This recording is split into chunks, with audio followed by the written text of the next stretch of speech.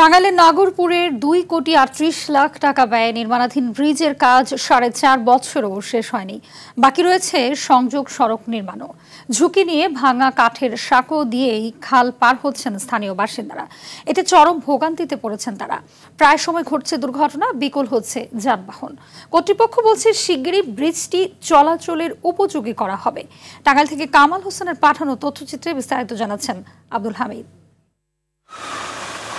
টাঙ্গাইলের নাগরপুর উপজেলার গয়হাটা শান্তিনগর সড়কের মাঝের খালের উপর 2020-21 অর্থ বছরে 25 মিটার গার্ডার ব্রিজের কাজ পায় মিশন ট্রেডার্স ঠিকাদারি প্রতিষ্ঠান। নির্মাণে ব্যয় ধরা হয় 2 কোটি 38 লাখ টাকা। 2021 সালের শেষের দিকে নির্মাণ কাজ শেষ হবার কথা থাকলেও 4.5 বছরও তা সম্পন্ন করতে পারেনি ঠিকাদার। নির্মাণ হয়নি দুপাশের সংযোগ সড়কও। ঝুঁকি নিয়ে কাঠের সাঁকো দিয়ে খাল পার হতে গিয়ে প্রায় ঘটছে দুর্ঘটনা। যাতায়াতে বিপাকে পড়ছেন বাসিন্দারা।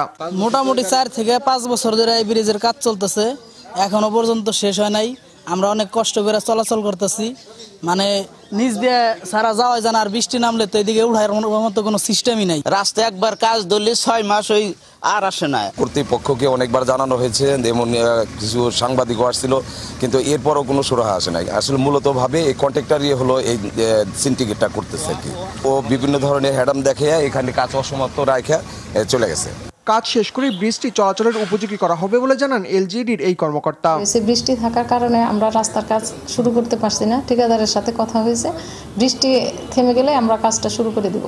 দ্রুত সময়ের মধ্যে ব্রিজ ও সংযোগ সড়ক নির্মাণ করে জনদুর্ভোগ নিরসনের দাবি ভুক্তভোগী বাসিন্দাদের। এই ব্রিজটা যাতে অতি তাড়াতাড়ি জনগণ চলার মতো ব্যবস্থা করে দেয়। আব্দুল হামিদ, RTV।